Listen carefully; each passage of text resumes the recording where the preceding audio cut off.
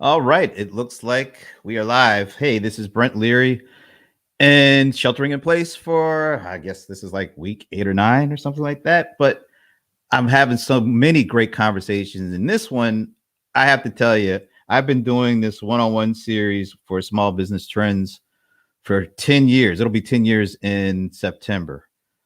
And I couldn't believe this is the first time I'm having my friend Rodney Clark join me for this. Rodney is the vice president of IoT and mixed reality for Microsoft. So I am very happy to welcome Rodney today. Thanks for joining me, man. Brent, good to be here. And I'm also very surprised that this is the first time I've gotten an invitation in 10 years, Oh, just for wait a the minute. record. Now, I don't know about invitation. He's always flying around. See, this is one of the things about sheltering in place. It's kind of a little easier to find people right now. But hey, I know it's early out there, so thanks again for making time. I wanted to talk to you about what's going on with IoT and mixed reality, and particularly in this time period and how what's going on now impacts that. But before we jump into that, just give people a little bit of your background. Yeah, and again, in all seriousness, thank you for having me. It's a pleasure and an honor. As a fan of BBC, it's actually just really good to be here and share. So I am a longtime technology industry veteran. I've worked at two companies my entire career. IBM for the first 8.5, 9 years of my career, and I've been at Microsoft for 21. I've had a number of responsibilities at the company, sales and marketing at the core, but I've worked in engineering and product teams. I've worked in business development where we manage large acquisitions and work across our engineering teams to bring products and services to market.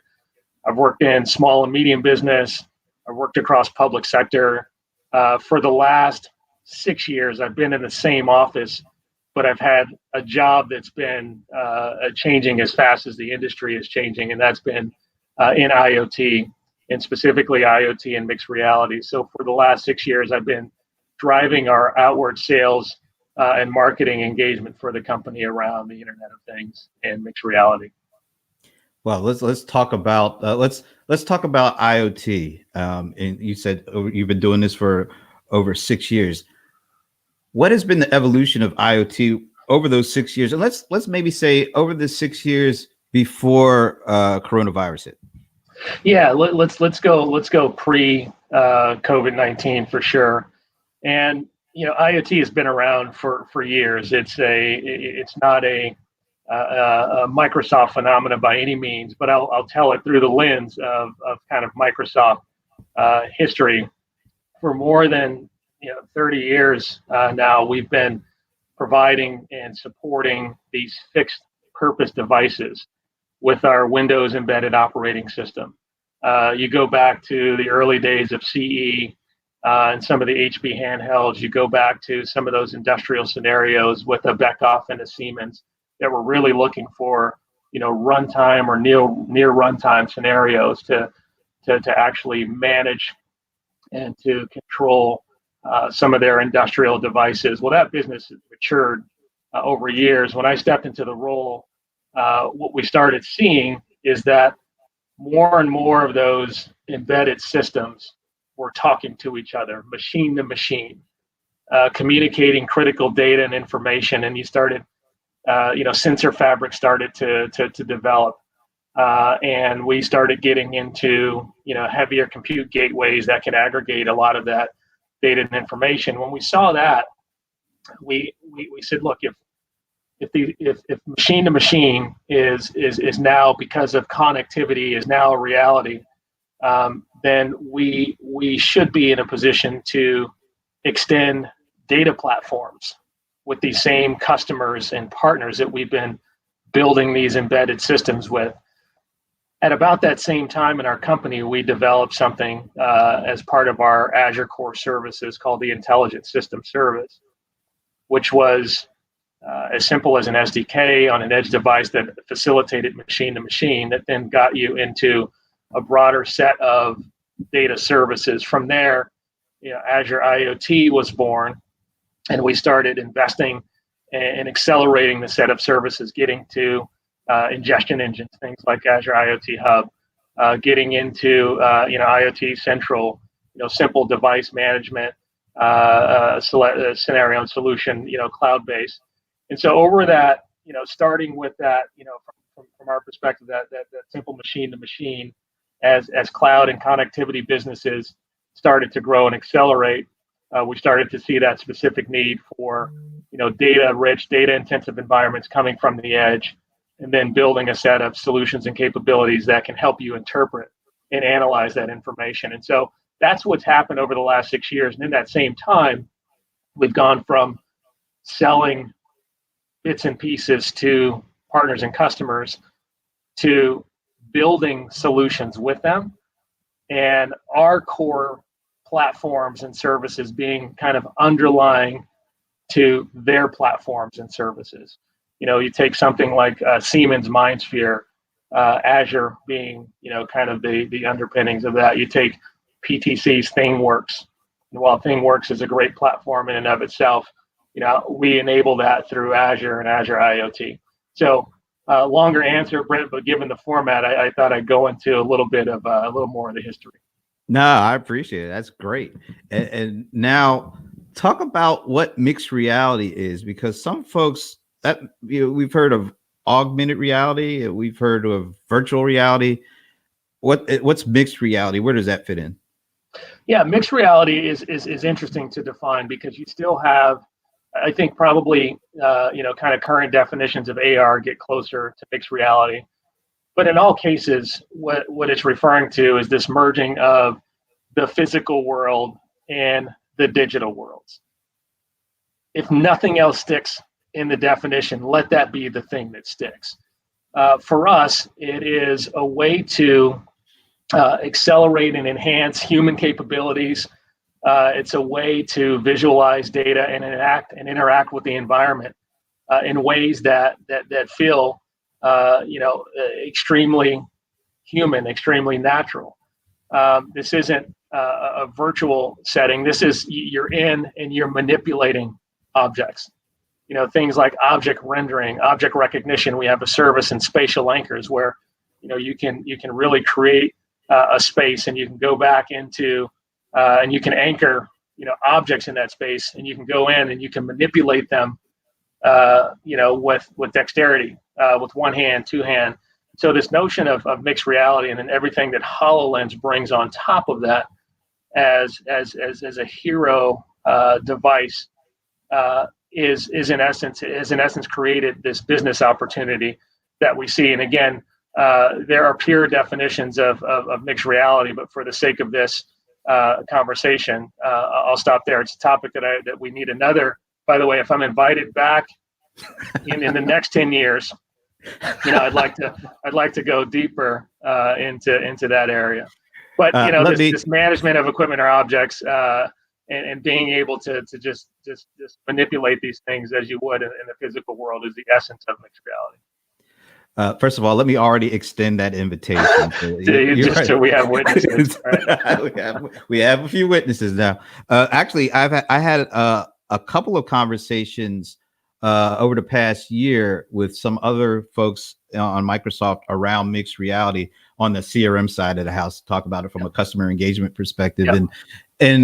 Ironically, I find that Microsoft is really the only one that feels like leading the charge with all the different ways that mixed reality could be integrated, not just from a consumer perspective, but also from an industrial perspective, and also from absolutely an enterprise employee working experience. And so I'm definitely looking forward to hear more about that. But also, we're currently in this pandemic, and some things that I've saw is like, man, this looks like this is something where it may accelerate the adoption of IoT and being able to use these smart devices at the edge. And one thing, I can't remember the name of the company, but they do smart thermometers. Mm-hmm. And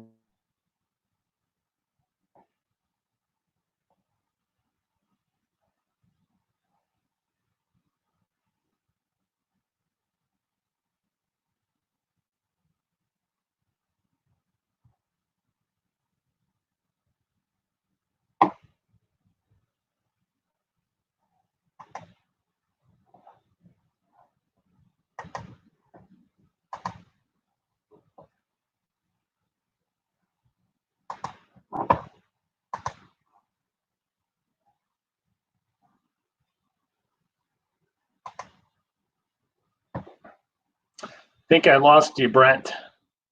I am live. Okay, there. I see you. There we go. I hear.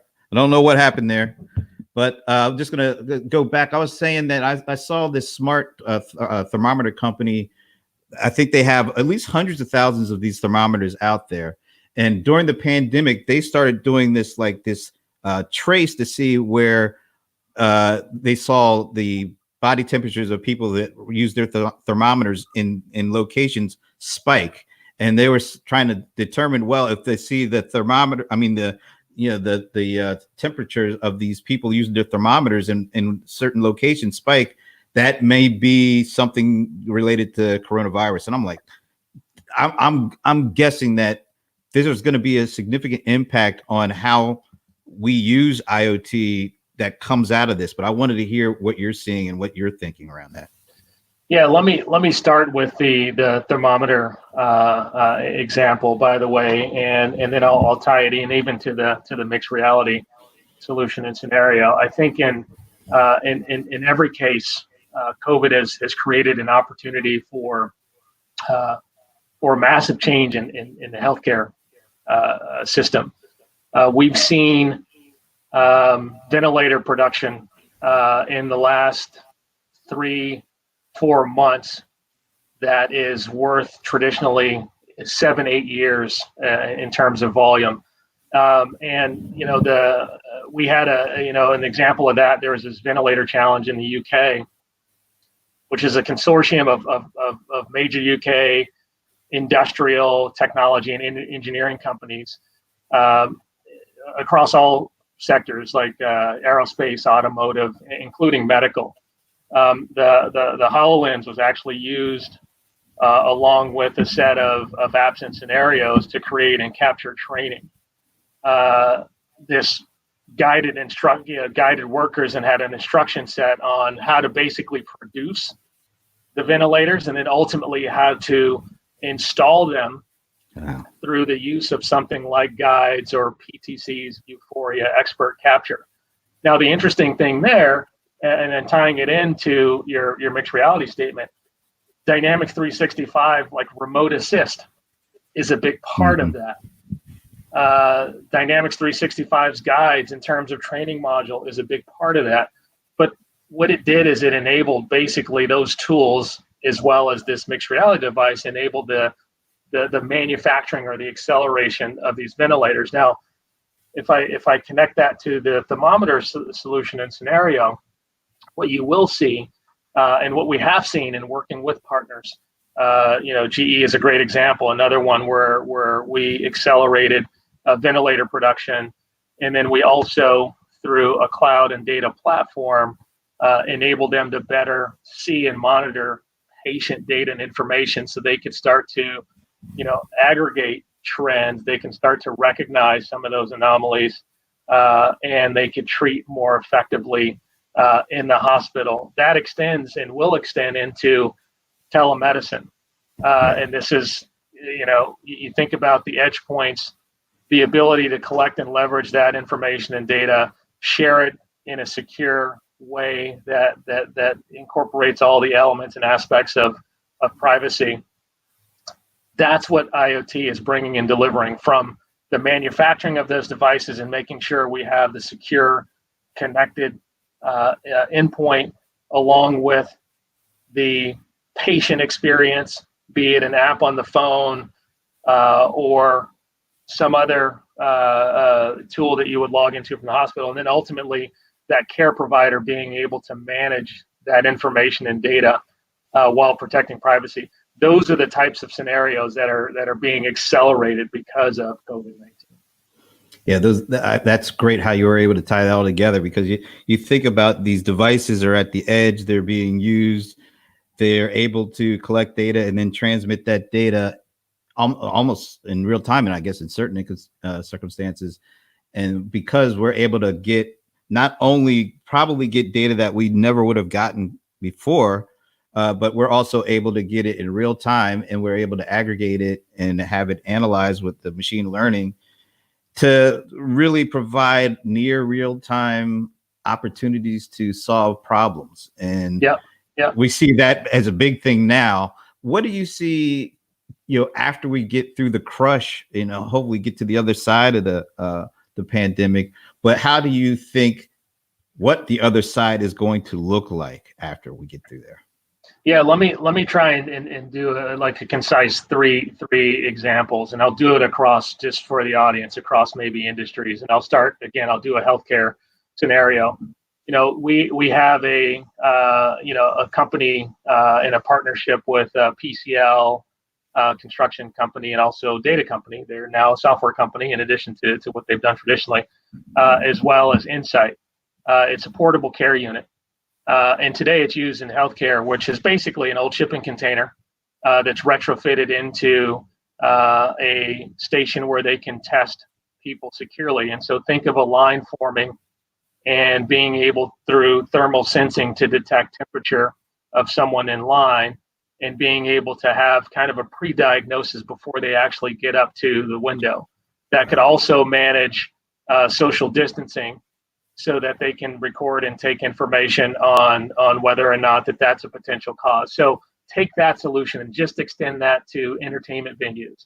What's a large stadium? When you go and see your beloved Rams and you go and walk into the stadium where there are thousands of people, wouldn't you want to see in the future some type of scenario where they are doing some level of monitoring of that minimum temperature, so that portable solution actually extends into entertainment? It might extend into retail scenarios. That's like that forever changes how we do things. And in retail, also just forever impacted and affected by this, that traditional retail, we are getting asked questions on, hey, how do we take that same in-store experience and create data-rich environments online? Now, there are companies who have mastered this as it relates to analytics, but now how do I personalize that to Rodney Clark or Brent Leary?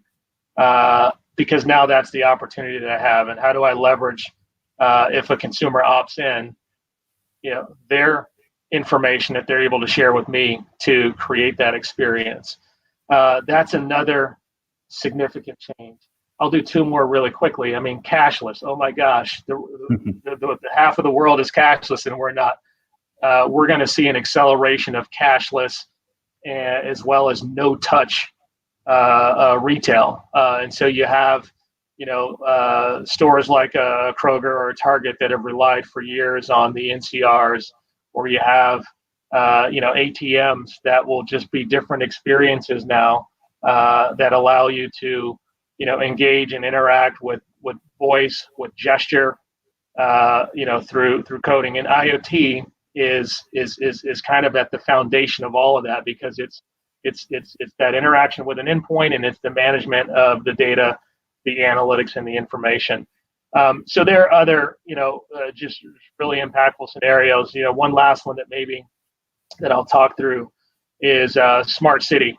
And ultimately how we will manage ourselves in this post-COVID world. Now, this one is tough because there's a lot of privacy concerns with it, but you do want to manage how crowds gather and where they gather over time, and you want to be able to create safe spaces for people to do that. And one of the ways to do that, there's many ways, but one of the ways to do that is just to is through data and information, and using data and information to create more of those spaces, and spreading out where maybe there's one park in a 2-kilometer radius. Maybe it provides the traffic flow that's being collected from cameras. Maybe it provides the city an opportunity to put in another park in that same 2K radius. Smart grid and smart energy management. Hey, we're all at home, man. I am tapping the heck out of my grid, right? Right now, I'm not sure if we lost connectivity on Wi-Fi because this is a popular time in my house. Everyone's online. But look, lights are on.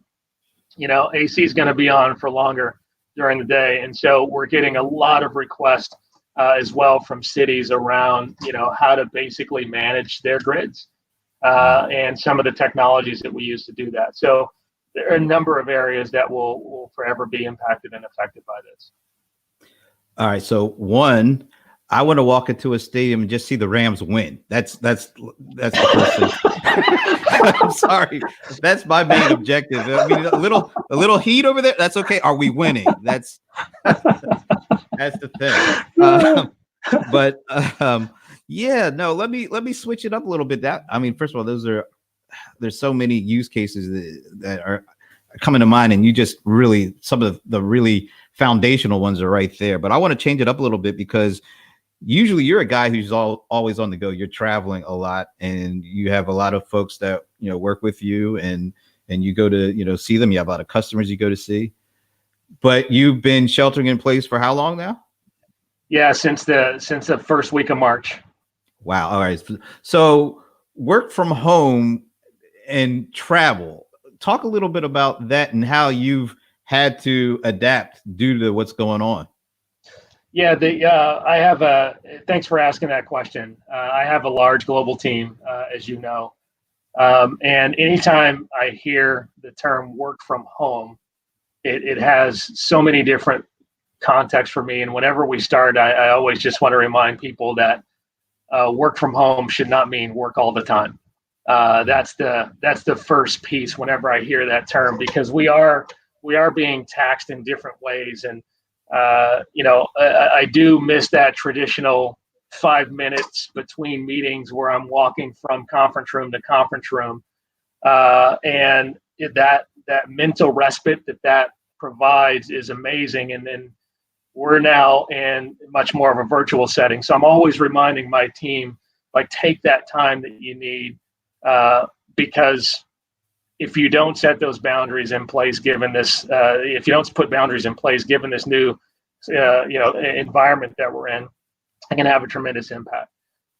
So let me talk about the plane. Like, I love to connect with my teams. I love to connect with our partners and customers. Obviously, we've had to do this a little differently. When this first started, and beyond what we were seeing in China, because of my global team, I was already managing and monitoring the situation in China as my entire company was. The second thought, and I'll get away from the seriousness of the impact and the pandemic in China for a second to make these next few comments. But the second thought was, oh man, what happens to my Delta status? Like, I'm Mr. Clark on Delta, and part of that was like, I enjoy traveling and connecting with the team.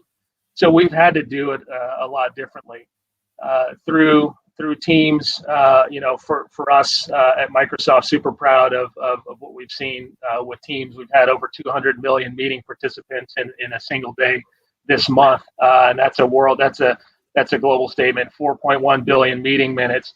What Teams has provided us is an opportunity to connect in ways that we hadn't before. And because I'm not on planes, because I'm not in Tokyo for 3 days with the team and with our partners, we're missing that connection. So look, we've created virtual environments to connect. If I'm in Tokyo or if I'm in Taipei, a typical evening out with the team, and one of those 3 days would be dinner with the team, dinner with the partner, and then late night, karaoke. So we've created karaoke sessions in the afternoons. We've got coffee chats in the morning. Next week, for our connection, we're going to do a barbecue series. Hey, you're welcome to join. I don't know if you like St. Louis barbecue or what what your thing is, but I'm gonna got Kansas City, you got all Carolina, all right. Texas. We can do it all. We're going very specific next week. But those are the types of, without all the travel, that's how we're bringing, folks are letting us into their homes. And I've met more parents, cats and dogs, kids than I ever would have, which is awesome. Hey, it's just a new way that we're doing things, and just so fortunate and blessed to be in a company that places a high value on that, and the fact that we're able to have the tools to stay connected even without all the travel. Just want to mention a shout out you just got from somebody you probably haven't heard from in a while. Do you remember Dwayne Torrance from the Atlanta Tribune? Oh yeah, of course. Hey, Uh, Dwayne. Dwayne says it's good to hear Rodney again. All right. In this case, it's good to be heard, and thank you, Dwayne. We have to reconnect. Absolutely. Okay. I know, man, I really appreciate you taking the time to do this. I know you got a busy schedule ahead of you today, but give us, what you think companies should be doing now in order to prepare for when we do get past this and be in a position to take full advantage of some of the things that we're talking about. Yeah, I think all of us should be, and I'm going to answer this, Brent, from the 2 points of view and perspectives. One is like from a Microsoft perspective, and when I say Microsoft in this case, I mean companies that can help small businesses and other enterprises and overall communities, kind of snap back to normal. And then I want to give some guidance to those companies. If I think about a company's responsibility, there's the community support that we all have to lean in on. There's remote working support.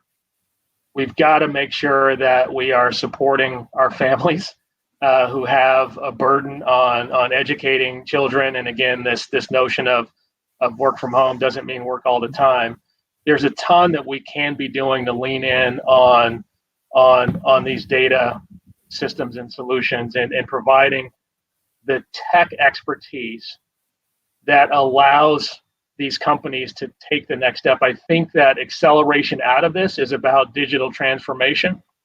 Mhm. We already have a shortage of data scientists because of these non-traditional tech companies that have taken on this notion of being software and services companies on their own. We have a lot of companies out there that need help through this DT, this digital transformation journey. And then where you can, and you've seen, a lot of companies lean in on the research aspect and really getting behind cures, be they preventative or diagnostic. And so where companies can do that, we should do that. So those are kind of like the super high level, like how we come out of this together. I think we also, and this is now kind of guidance and advice to those who are in the retail space, to those who are in manufacturing, to those who are planning these smart cities. You have to think beyond where we are currently. And if you want to differentiate, you have to think about the experience that you want to provide your consumers, your customers. That stadium experience is a great example. We've got we're the Seahawks Stadium here. I won't mention it because it would be a plug for a brand. Um, uh, they need to be thinking about how they are going to make every single participant, every single customer that comes through those gates feel safe. If you're in a retail environment, you've got to think about this cashless, no-touch experience. Our commercial real estate companies have to think about how they manage, their tenants and their business portfolios and profiles moving forward. So the thing that every company can do, and by the way, I really have been impressed with a lot of these event management companies. You and I were talking a Right. little earlier about, how much time you spend on the road and going to these live events. Wow, has it not forced these traditional experiential companies to get really focused on online and virtual? That's seeing around corners. And if there is not a natural process to slow down and do that planning for companies in all industries, especially for those who are small and mid-sized, who probably think they don't have the time to do it, this is the time to do it. That's how we come out of it. When you get to a point where you're asking questions and you don't have the answers, then that's when you turn back to the Microsofts of the world to help you with the kind of 4 or 5 things that I laid out previously. So, super lofty answer, but it's not a simple one, I know. And I want, your audience and these companies to know that we're here to help. Rodney C at Microsoft.com. If there's anything that I can do, any way that I can put you in contact to help you be successful on this new wave, this next wave, then I'm all in. Rodney, it's been really a pleasure seeing you again and hearing from you. And we are definitely not going to be a decade into doing this at another time, because I am really fascinated by mixed reality and the impact it can have not only on customer experience and engagement, but also on employee experience and some of the other things you outlined. And it's good to, I mean, I focus on the CRM industry, so I speak to a lot of different vendors, but I am serious when I say Microsoft is really the only one that has really addressed this at some length and at some detail. And I'm wondering why that's the case, because it seems to be extremely important, particularly more so, I think, coming out of what we're going through right now. Yeah, absolutely. And let's get some time on that, Brent, because, again, I think, I mentioned enhancing human capabilities. I mentioned things like managing spaces, managing objects. It goes to, mixed reality to worker safety. It goes to, how you manage and pick orders. It goes to, training of nurses, as a matter of fact. Not to go on, but Case Western University and their remote learning efforts, again, using and leveraging some of the tools that we talked about earlier, but doing things differently and leveraging mixed reality to help facilitate the ongoing training of our nurses. Wow. Because we need them critically, right? Desperately. So how do you train in this environment where the people that are to be doing the training are tied up managing patients? And that's where something, again, like mixed reality and Case Western Reserve University really dug in. So yeah, let's spend some more time digging into a few scenarios there at a later date.